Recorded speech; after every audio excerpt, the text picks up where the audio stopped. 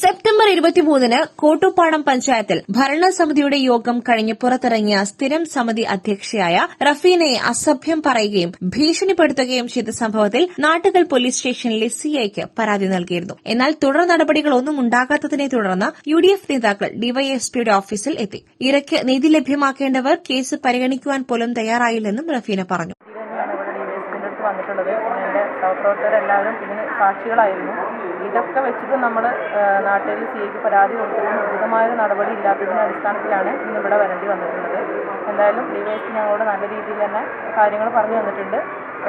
അടുത്ത ഒരു ദിവസം തിരക്കൊഴിഞ്ഞ ദിവസം അവർക്ക് മൊഴിയെടുക്കാനുള്ള സാഹചര്യം ഉണ്ടാക്കിത്തരാം. വനിതാ പോലീസിനെ വെച്ച് നമുക്ക് മൊഴിയെടുക്കാനുള്ള ഒരു അവസരം തന്നിട്ട് അതിൻ്റെ പേരിൽ നമുക്ക് ആക്ഷൻ എടുക്കാം എന്നുള്ളത് ഉറപ്പ് തന്നതുകൊണ്ടാണ് ഞങ്ങൾ ഇന്നിവിടുന്ന് തിരിച്ചു പോകാനുള്ള തീരുമാനം എടുത്തിട്ടുള്ളത്.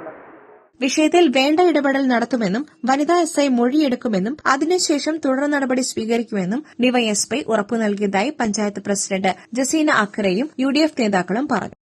കഴിഞ്ഞ 23-ാം തീയതി ബോർഡ് മീറ്റിംഗ് കഴിഞ്ഞ് ഞങ്ങളുടെ സ്റ്റാൻഡിംഗ് കമ്മിറ്റി ചെയർപേഴ്സൺ നടക്കുന്ന സമയത്ത് നമ്മുടെ പഞ്ചായത്തിന്റെ തൊട്ടടുത്ത് തന്നെ താമസിക്കുന്ന വ്യക്തി വരികയും അസഭ്യം പറയുകയും ചെയ്ത് അതിന് പരാതി കൊടുത്തു നാട്ടുകാർ സിയുടെ അടുത്ത്.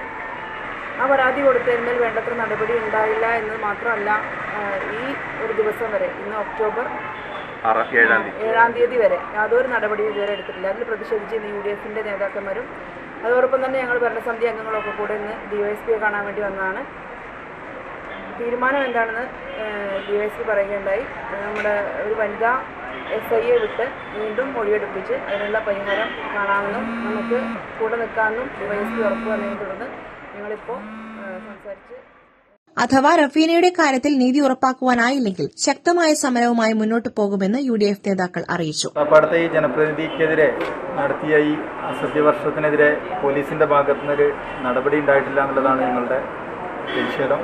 അതുമായി ബന്ധപ്പെട്ടാണ് യുഡിഎഫിന്റെ കോട്ടുപാടം പഞ്ചായത്തിലെ നേതാക്കളെല്ലാവരും ജനപ്രതിനിധികളും കൂടി ഡിവൈഎസ്പിനെ വന്ന് കണ്ടത്. അപ്പോൾ 2 ദിവസത്തിൻ്റെ ഉള്ളിൽ ഒരു വനിതാ എസ്ഐനെ വെച്ച് മൊഴി രേഖപ്പെടുത്താനുള്ള അവസരം ഉണ്ടാക്കി തരാനും അതുമായി ബന്ധപ്പെട്ട വ്യക്തമായ നടപടി അവരുടെ ഭാഗത്ത് ഉണ്ടാവും എന്നാണ് ഞാൻ പുറത്തു വന്നിട്ടുള്ളത്. അതില്ലാത്തൊരു സാഹചര്യം വരികയാണെങ്കിൽ ഞങ്ങൾ ശക്തമായ സമരപരിപാടികളുമായി ബന്ധപ്പെട്ട് അല്ലെങ്കിൽ സ്റ്റേഷൻ മാർച്ച് ഉൾപ്പെടെയുള്ള കാര്യങ്ങളുമായി മുന്നോട്ട് പോകാനുള്ള ഒരു സാഹചര്യം പോലീസിന്റെ ഭാഗത്ത് ഉണ്ടാവരുതെന്നാണ് ഞങ്ങൾക്ക് യുഡിഎഫിന്റെ ഭാഗത്ത് അറിയിക്കാൻ. പഞ്ചായത്ത് ഭരണസമിതി അംഗങ്ങളും യുഡിഎഫ് നേതാക്കളും പോലീസ് സ്റ്റേഷനിലെത്തി ഡിവൈഎസ്പിയുമായി നടത്തിയ ചർച്ചയിലാണ് നടപടി ഉണ്ടാകുമെന്ന് ഉറപ്പു ലഭിച്ചത്.